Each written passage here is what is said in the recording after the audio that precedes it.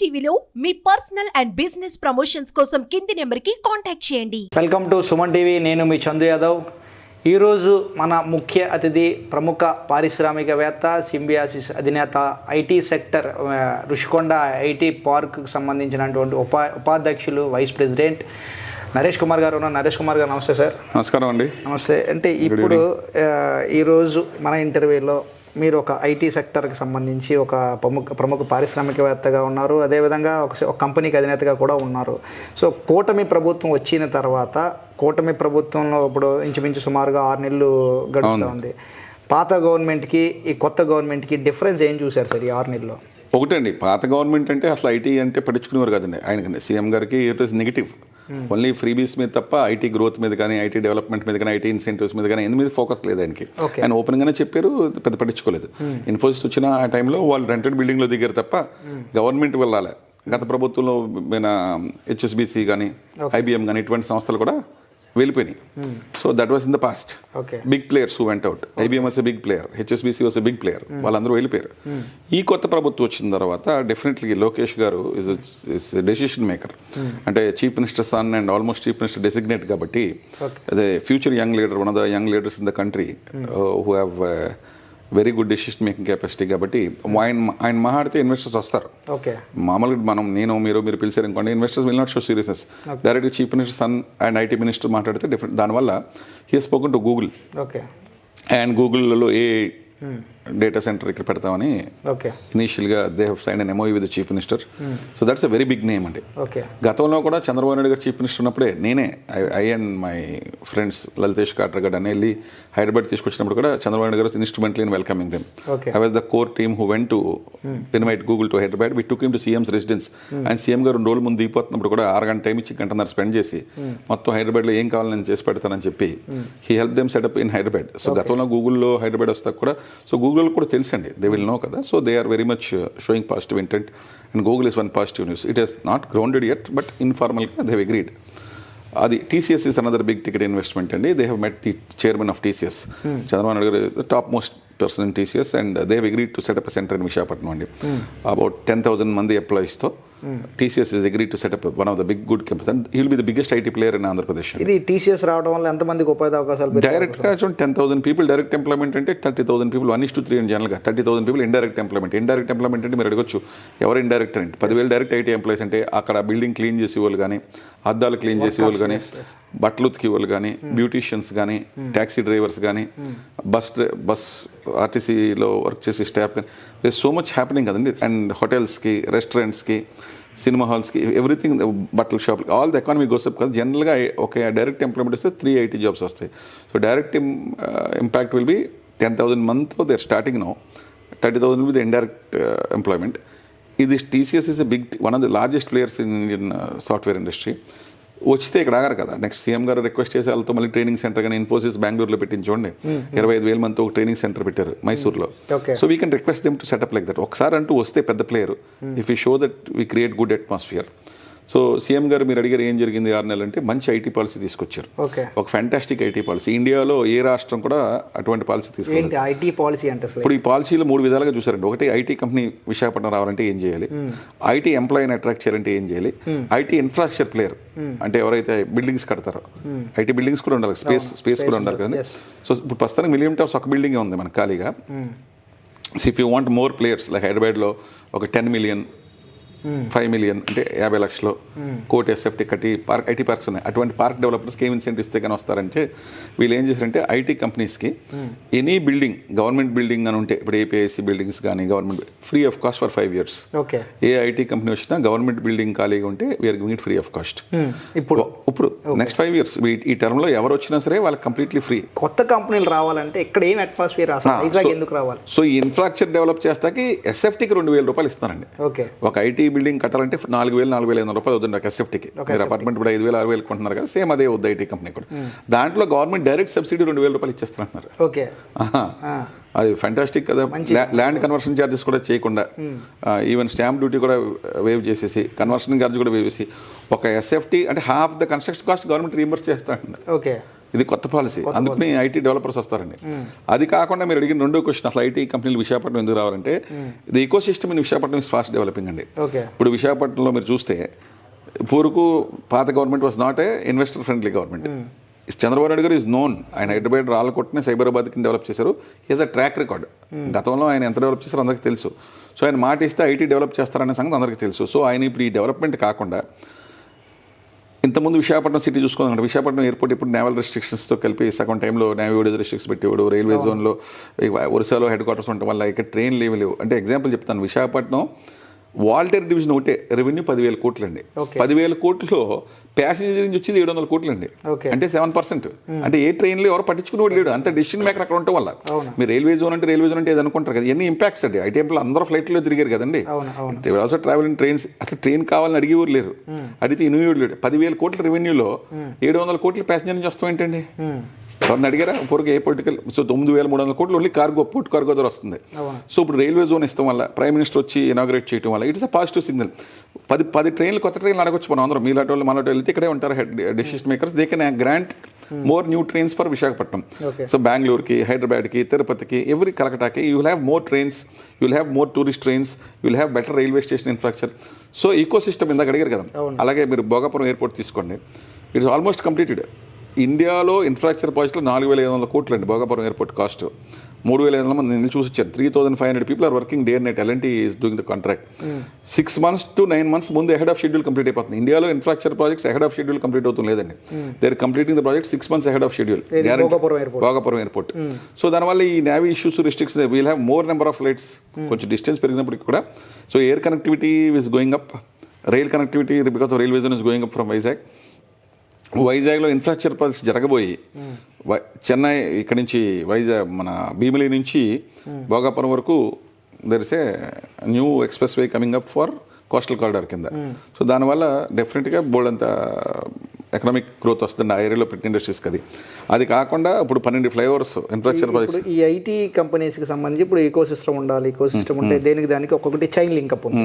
So దీనికి state government support చేస్తారు. At the same time central government నుంచి కూడా సపోర్ట్ ఏమైనా ఉంటుందా? డెఫినెట్గా కదండి. ఇప్పుడు సెంట్రల్ గవర్నమెంట్ సపోర్ట్ మన వైజాగ్ చూసుకోండి, స్టీల్ ప్లాంట్ సిక్ అయిపోయి మూతడిపోయే స్టేజ్లో 11,500 కోట్లు అనౌన్స్డ్. మరి ఆ డబ్బు డైరెక్ట్ ఇన్ఫ్లో వైజాగ్ ఎకానమీలోకి వస్తుంది కదండి. ఇప్పుడు ఎంప్లాయీస్ అందరూ కూడా ఇక్కడే పెడతారు కదా. అది కాకుండా మీరు చూస్తే NTPC is planning a new hydrogen hub in green hub in Visakhapatnam. Investment is 2 lakh crores. Central government cooperation లేదనుకోండి, ఇది ఇక్కడే ఒరిస్సాకు ఇంకో రాష్ట్రానికి ఇచ్చేస్తారు, బీజేపీ రూల్ స్టేట్స్కి ఇచ్చేయచ్చు. చంద్రబాబు నాయుడు గారు సెంట్రల్ని సపోర్ట్ చేస్తున్నారు కాబట్టి, అవుట్ రైట్ సపోర్ట్ చేస్తున్నారు. 20 ఎంపీలు వాళ్ళకి షార్ట్ ఉన్నారు కాబట్టి ఈయన అడగగానే they have given the NTPC 2 lakh crores investment. మరి అది సెంట్రల్ గవర్నమెంట్ సపోర్ట్ ఉండటం వల్ల వచ్చింది కదండి. ఇప్పుడు రైల్వే జోన్ కూడా ఆయన శంకుస్థాపన చేస్తారు కదా. ArcelorMittal కూడా స్టీల్ ప్లాంట్ ఇంకో వాళ్ళు అడిగితే గుజరాత్ ఎక్కడికి పట్టుకెళ్ళిపోతారండి. పట్టుకెళ్ళకుండా ప్రైమ్ మినిస్టర్ ఒప్పుకుంటాం వల్లే విశాఖపట్నం వరకు వచ్చింది. సో వాళ్ళు కూడా ఇంచుమించు ఫస్ట్ ఫేజ్లో 70,000 కోట్లు పెడతానంటున్నారు కదా. సెకండ్ ఫేజ్ మొత్తం కలిపి 150,000, ఫస్ట్ ఫేజ్లోనే 65 to 75,000 crores ArcelorMittal is setting steel plant. State government కూడా ఎంత స్పీడ్గా పనిచేస్తున్నా కూడా మనం అప్రిషియేట్ చేయండి. వాళ్ళకి ఆల్రెడీ జీవో కూడా ఇచ్చారు. ల్యాండ్ ఎక్విజిషన్ ఇప్పుడే అయిపోయింది. ల్యాండ్ హ్యాండ్ ఓవర్ చేస్తే రెడీగా ఉన్నాం.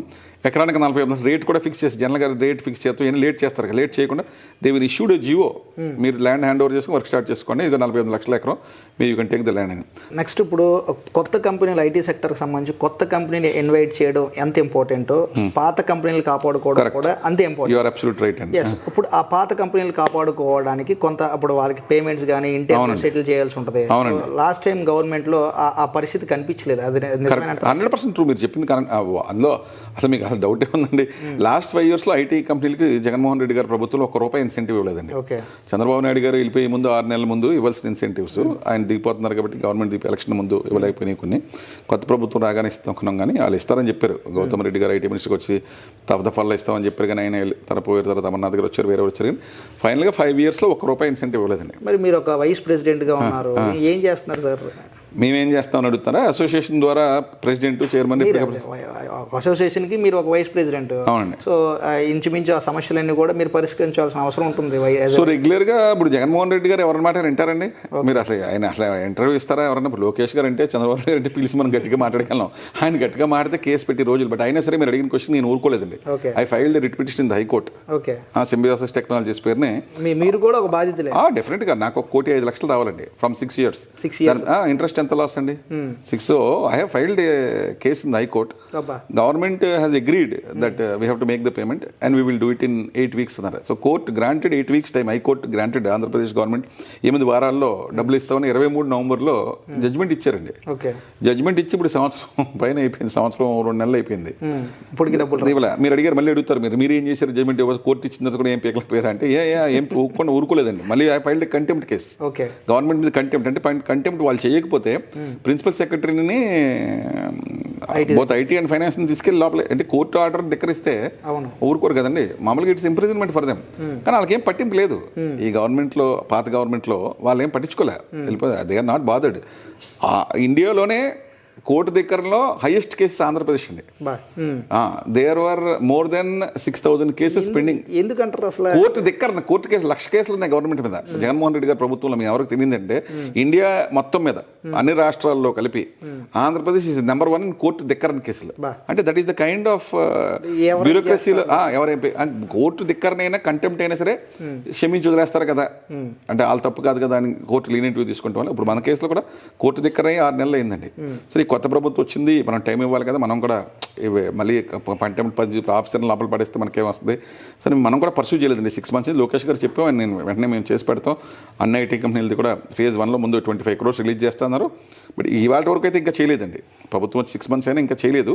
బట్ చేస్తామని చెప్పారు. And we believe that he will do it in 15-20 days or 1 month. ఈ ఐటీకి సంబంధించి సెక్రటరీలు కూడా ఎప్పటికప్పుడు చేంజ్ అవుతున్నారు. ఈ మధ్యకాలంలో చూసుకుంటే సుమారు 4-5 కరెక్ట్. మీరు చెప్పింది బాగా ఇన్ఫర్మేషన్. ఏం మాట్లాడినా కూడా ఎవరి దగ్గరికి వెళ్ళి ఏం చెప్తారు, అదే ప్రాబ్లం అండి. ఇప్పుడు అదే ప్రాబ్లం. ఒకరు ఉంటారు, రేపు ఒకరు ఉంటారు, ఎల్లుండి ఒకరు ఉంటారు. కరెక్ట్.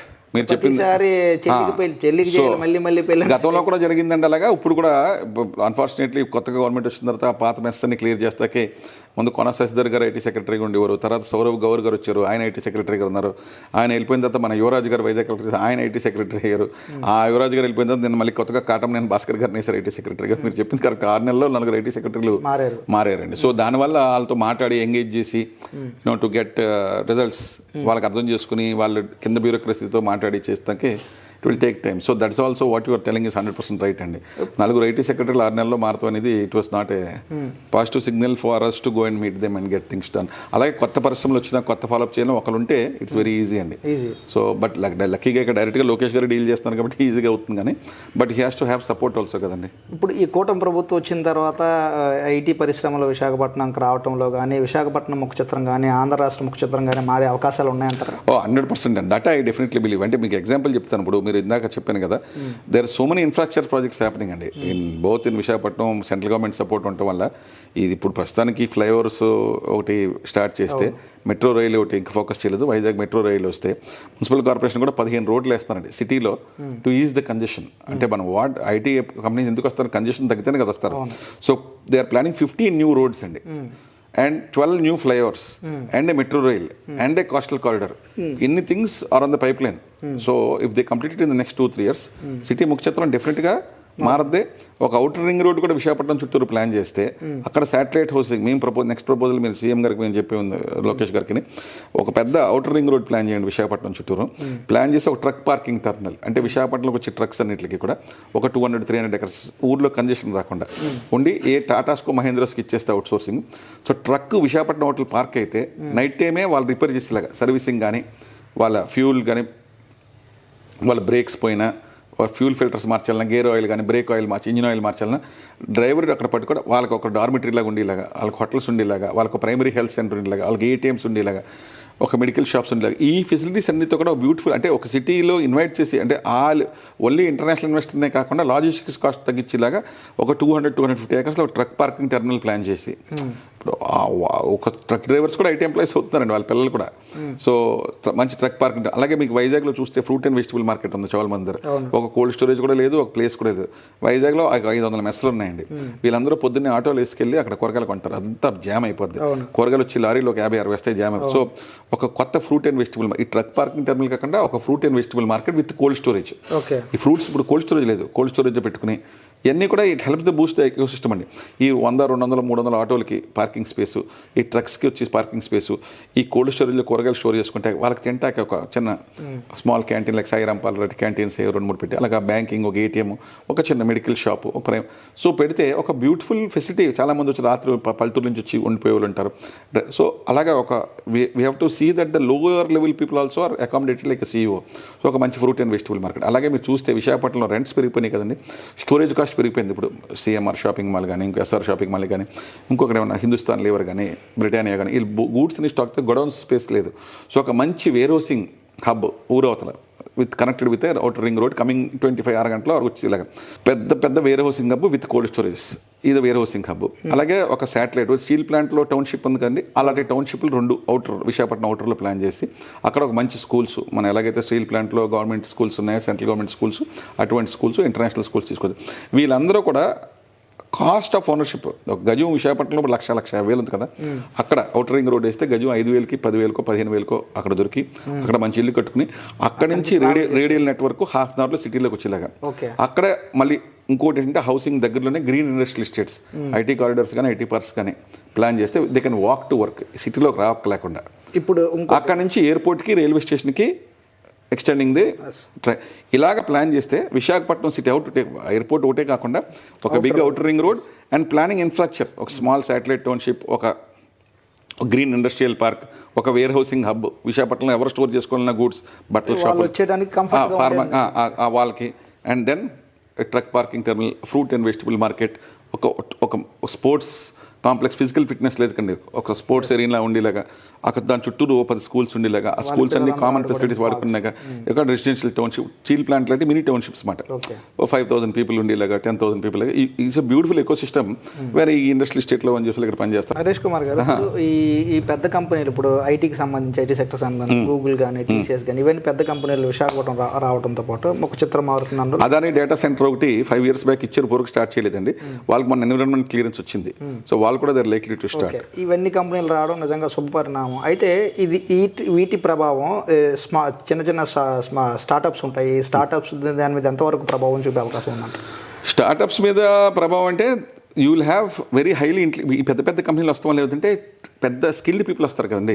ఇప్పుడు సిటీ డెవలప్ అంటే number of migrant skilled population అంటే బాగా తెలివైన వాళ్ళు, intellectuals who do not belong to the city, బయట ఊరు నుంచి నాలెడ్జ్ ఉన్నవాళ్ళు, అంటే జ్ఞానం ఉన్నవాళ్ళు, అంటే అటువంటి వాళ్ళు సిటీకి వస్తే, ఇప్పుడు ల్యాండ్ గ్రాబర్స్ కడప ఫ్లైట్ వేసి ఇక్కడ భూమి కబ్జా చేసే వాళ్ళు గత ప్రభుత్వంలో చూసాం కదా, అటువంటి వాళ్ళు కాదండి. People are coming to do litigation in land grabbing అంటే జరిగింది కాబట్టి, including I was also victim. So ఇటువంటి వాళ్ళు కాకుండా knowledge, people who are going to bring knowledge to bring more money in to the state, to bring research in to the state. అది ఒక ఎత్తు అయితే, ఇంత మీరు అడిగిన question, they will be guiding these people.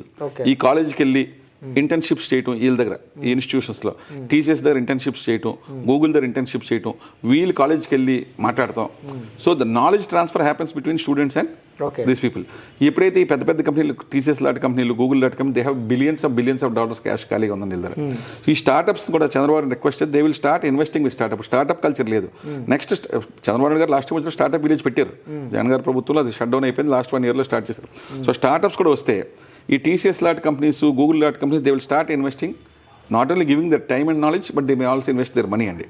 So startups పెరిగే అవకాశం, venture capitalist from Bengaluru వచ్చే అవకాశం, ఒకసారి స్కిల్ డెవలప్ అంటే ఆటోమేటిక్గా all of that will happen అండి. ఓకే, సాఫ్ట్వేర్కి సంబంధించి కానీ, IT సెక్టర్కి సంబంధించి కానీ ఒక వైస్ ప్రెసిడెంట్ ఉన్నారు కాబట్టి, ఇప్పుడున్న గవర్నమెంట్లో మీకు ఏం కావాలి, ఎట్లా ఈ ఇండస్ట్రీని బతికించాలి అనేది ఒక సింగిల్ వర్డ్లో? ఒకటండి, లోకేష్ గారు పాజిటివ్గా ఉన్నారు. ఆయన కావాల్సిన పాలసీస్ అన్నీ కూడా కొత్తగా డిజైన్ చేశారు. ఓన్లీ థింగ్ అంటే పాత ఇన్సెంటివ్స్ రిలీజ్ చేయకపోవడం వల్ల కొంచెం నెగిటివ్ ఇమేజ్ ఉంది. ఆ నెగిటివ్ ఇమేజ్ పోతాక ఆ ఇన్సెంటివ్స్ అన్ని రిలీజ్ చేసి, ఆయన ఏదైతే ప్రామిస్ చేస్తున్నారో అవి మరీ ఎక్కువగా ఉన్న ఇన్సెంటివ్స్, మనం అడిగిన దానికంటే ఆయన ఎక్కువ ఇస్తా అంటున్నారు కాబట్టి, దానికి ఏమైనా ఎస్క్రో అకౌంట్లో, సీఎం గారు ఆల్రెడీ చెప్పారు ఎస్క్రో అకౌంట్లో పెడతారని, అంటాం కాకుండా మాటలు కాకుండా చేసి ఎస్క్రో అకౌంట్లో 500 కోట్లు, 1000 కోట్లు, అంటే రేపు హెచ్చి ఇన్సెంటివ్స్ కూడా ఇది పెట్టేమని టచ్ చేయట్లేదు. గత ప్రభుత్వం బ్యాంక్రప్ట్ చేశారు రాష్ట్రాన్ని, కానీ మేము మా సిన్సియారిటీ చూపిస్తాకే మీ ఇన్సెంటివ్స్ రిలీజ్ చేసేసాం, క్లియర్ చేసేసాం, మీకు మాకు ఏం బాకీ లేదు. ప్లస్ ఇవ్వబోయే వాటికి కూడా ఈ 500 crores మేము we're already putting escrow account. కొత్త కంపెనీలు ఎవరు వచ్చినా కూడా మీకు యువరాజు గారు మనం కలిసి ఉన్న ఐటీ సెక్టర్ అని ఏం చెప్పారంటే March 31 లోపల ఏ ఐటీ కంపెనీ విశాఖపట్నం కానీ ఆంధ్రప్రదేశ్ వచ్చినా టైలర్ మేడ్ ఇన్సెంట్ ఇస్తూ ఉన్నారు, వాళ్ళకి ఏం కావాలి చెప్పండి అంటున్నారు. సో ఇంతకంటే మనం ఏమడుగుతామండి, సో మేబీ March 31 కాకుండా September 31 వరకు దాన్ని ఎక్స్టెండ్ చేసి కొత్త పెద్ద కంపెనీలు ఏమొచ్చినా వాళ్ళకి టైలర్ మేడ్ ఇన్సెంట్స్ తప్పలేదండి. ఎందుకంటే ఆంధ్రప్రదేశ్ గ్రో అవ్వాలంటే ఇన్ని కంపెనీలు వస్తాం వల్ల ఆటోమేటిక్గా హౌసింగ్ మార్కెట్ పెరుగుద్ది. హౌసింగ్ మార్కెట్ పెరిగితే మీకు ఎంత పెరిగిపోతాయండి, డోర్స్ కానీ విండోస్ కానీ టైల్స్ కానీ బాత్రూమ్ ఎలక్ట్రికల్ అన్నీ పెరిగిపోతాయి. 2-wheeler మార్కెట్ పెరుగుద్ది, 4-wheeler మార్కెట్ పెరుగుద్ది, more trains will come, more flights will come, more hotel occupancy పెరిగిపోతాయి. So entire economy will boom అండి. Okay, thank you Naresh garu, మంచి సలహాలు సూచనలు చెప్పారు ఐటీ ఇండస్ట్రీ కోసం. పాత గవర్నమెంట్లో ఉన్న విషయాలు కూడా గొప్పగా చెప్పారు అండి. రైట్, ఇది నరేష్ కుమార్ గారు ఏం చెప్తున్నారంటే ప్రతిదీ కూడా ఇండస్ట్రీ బతకాలంటే, ఐటీ ఇండస్ట్రీ బతకాలంటే ఒకదానికొకటి రిలేటెడ్ ఉంటుంది, ఒకదానికొకటి ప్రతిదీ టచ్అప్ ఉంటుంది, ప్రతిదాని ఈకో సిస్టమ్ని పెంచాలి, ఈకో సిస్టమ్ని డెవలప్ చేయాలి. సో ఈ రోజు ఐటీ కంపెనీలు విశాఖపట్నం ఎందుకు వస్తున్నాయంటే ఎందుకు వాళ్ళకి కావాల్సిన ఇన్ఫ్రాస్ట్రక్చర్ కనుక కల్పించితే మనం ఎవరిని అడగాల్సిన అవసరం లేదు, ఆ కంపెనీలు అవే వస్తాయి. అదేవిధంగా ఏదైతే ఉన్న ఐటీ పాలసీస్ కూడా ఇప్పుడు కూటమి ప్రభుత్వంలో ఐటీ పాలసీస్ కూడా అద్భుతంగా ఉన్నాయి. ఐటీ పాలసీస్ అన్నీ కూడా ఎవరైతే వాళ్ళకి కంపెనీతో పాటు పనిచేసే ఎంప్లాయీకి కూడా ఇన్సెంటివ్ కల్పిస్తున్నారు. ఇది అద్భుతంగా ఉంది. కాకపోతే పాత పేమెంట్స్ ఏవైతే ఉన్నాయో అవన్నీ కాస్త రిలీజ్ చేసినట్లయితే అందరికీ ఉపయోగకరంగా ఉంటుందని చెప్తున్నారు. చూస్తూనే ఉండండి Suman TV. Video journalist Prasad and రాజేష్తో చందు, సుమన్ టీవీ విశాఖపట్నం.